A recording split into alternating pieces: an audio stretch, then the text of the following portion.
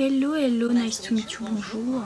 Donc on se retrouve cette fois-ci pour un update lecture. Au niveau des updates lecture, j'ai décidé de changer un petit peu. Plutôt que de mettre par ordre chronologique ce que j'ai lu ou des choses comme ça. Et de vous faire des vidéos avec 15 000 livres à la fois. Ce qui pour moi n'est pas très intéressant et pas très cool à filmer non plus. Hein. Mais je préférais regrouper les genres quand je le peux et du coup vous mettre 2 voire 3 livres par... je sais compter, hein, de suite là, 2, 3... Donc 2 voire 3 livres. 2 voire 3 livres par update lecture, comme ça ce sera plus vivable pour vous et moi. Donc dans ce premier update lecture, je vais vous parler, vous vous en douterez, de la saga Mercy Thompson. Oui, j'en ai parlé, reparlé et reparlé. J'ai lu du tome 1 jusqu'au tome 6, si je dis pas de bêtises. 6. Jusqu'au tome 6 et j'ai commencé la saga spin-off. Donc j'ai commencé cette saga un petit peu par hasard. Parce que j'avais envie de Beat Lit et je ne doutais pas que ça allait me plaire autant parce que je suis assez difficile surtout au niveau de la Beat Lit parce que voilà, j'ai des sagas chouchou favorites de tous les temps et j'ai l'impression que j'en retrouverai jamais d'autres quoi. Aussi j'avais déjà lu ces bouquins quand j'étais au collège, au lycée, je sais plus. Mais je me suis rendu compte en lisant que j'avais déjà lu du 1 jusqu'au 4 au moins, puisque certains bouts me revenaient mais vraiment archi vaguement. Il y a des trucs, je sais pas comment j'ai fait pour les oublier, mais je les ai oubliés. En plus c'était des trucs, voilà, des cliffhangers de malade et je les ai oubliés, mais bon. Mais donc je ne sais pas pourquoi, quand je l'ai lu à ce moment-là, j'étais pas... je sais pas, j'ai pas continué. Alors que maintenant, je l'ai relu maintenant. Et j'ai adoré, c'était un vrai coup de cœur. Donc comme quoi, hein, les années passent et...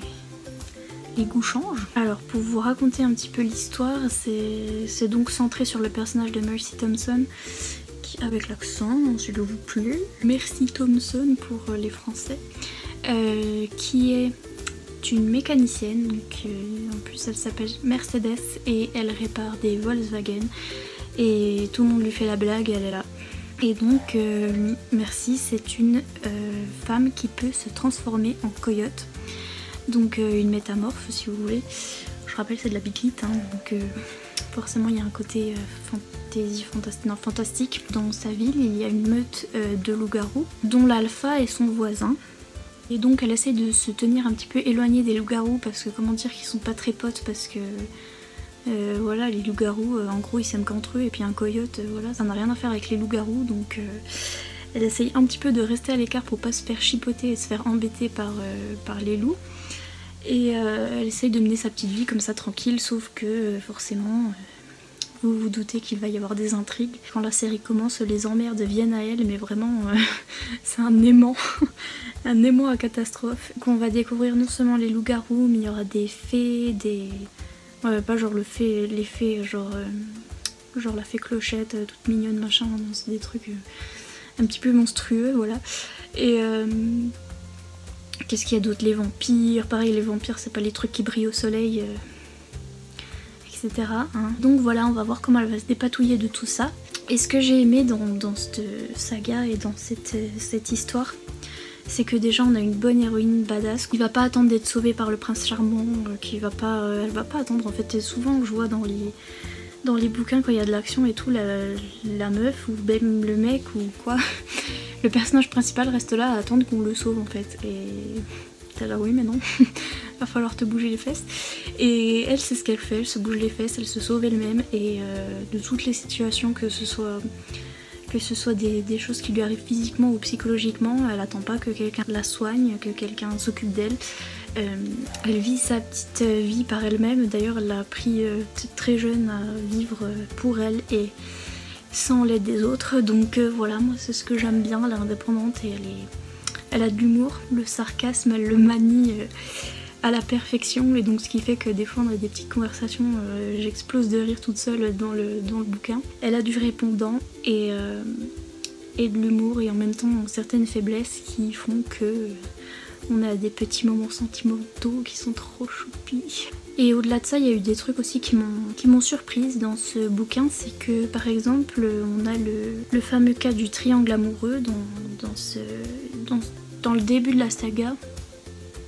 Mais justement ça dure pas trop longtemps, c'est ça en fait que j'ai bien aimé, c'est que déjà le triangle n'est pas agaçant. Ce qui est dur pour moi parce que dès qu'il y a un triangle amoureux, voilà, ça m'énerve, il y en a toujours un ou deux ou les trois en même temps qui me saoulent. Là je les aimais tous les trois et même moi je pouvais pas choisir, c'était chaud. Et puis le moment où je me dis ouais bon ce triangle amoureux au bout d'un moment voilà, et ben hop, il y en a plus. Faut le faire pour faire accepter un triangle amoureux dans une saga, hein. Donc ça je trouve que c'est très bien fait, les intrigues sont très bien faites aussi. Et ce que j'aime bien dans ce genre de saga c'est comme... je pense à Outlander de Diana Gabaldon, mais même si j'ai pas lu les livres, je connais l'autrice en fait de par des interviews que j'ai vues, des choses comme ça. On voit que l'autrice en fait est super intelligente, là c'est la même chose, on voit qu'elles ont fait des études, qu'elles sont calées sur certains sujets. Là pour cette autrice là c'est plutôt les choses historiques, l'histoire, les choses comme ça. Et elle se sert de leur intelligence, de tout ce qu'elles savent en fait pour... nous faire des intrigues vraiment bien développées et bien renseignées en fait. Il y a beaucoup de références historiques là-dedans qui sont sympas à découvrir en fait. Et ouais, j'adore voir l'intelligence de l'autrice transparaître dans ces intrigues, franchement je trouve ça vraiment bien fait. J'aime bien quand on apprend des choses en même temps. Et puis au cas où vous n'auriez toujours pas envie de lire cette saga, il y a un certain personnage, au bout d'un moment vous devez savoir lequel c'est, mais il faut que vous rencontriez ce personnage parce que... Même Merci elle se laisse avoir et elle se laisse attendrir. Voilà. Et donc là j'en suis au tome 6, c'est pour vous parler des tomes suivants. C'est toujours aussi bien, déjà celui-là je l'ai dévoré, hein, voilà. Forcément il va y avoir des préférés selon ce qui arrive dans un tel tome ou un autre. Et je tiens à vous dire que le tome 3, la fin du tome 3, j'ai pleuré toutes les larmes de mon corps, donc bon voilà. C'était vraiment... C'était surprenant la façon dont c'était traité en fait ce qui arrive dans la fin du tome 3. Et encore une fois très bien traité puisque voilà c'est Merci qui se débrouille un petit peu toute seule et qui s'en sort un peu toute seule. Et j'ai trouvé ça très bien fait. Ça m'a tuée mais en même temps c'était pas nécessaire mais c'était bien fait. Et c'était bien de voir sa réaction, de voir comment elle s'en remet, tout ça. Enfin voilà. Pour ceux qui ont lu et qui liront, vous verrez bien mais... Et vous savez, mais bon voilà. Petite saga coup de cœur que je recommande chez Milady, la Bitlite. Je ne recommanderai jamais assez et dont j'ai hâte de lire les prochains tomes. Voilà. Donc voilà pour cette update sur mon coup de cœur saga du moment. J'espère que cette vidéo vous aura plu. Si c'est le cas, n'hésitez pas à mettre des petits pouces en l'air, des petits commentaires et à vous abonner si c'est pas encore fait. Et moi en attendant, je vous dis à bientôt dans une prochaine vidéo. Bye!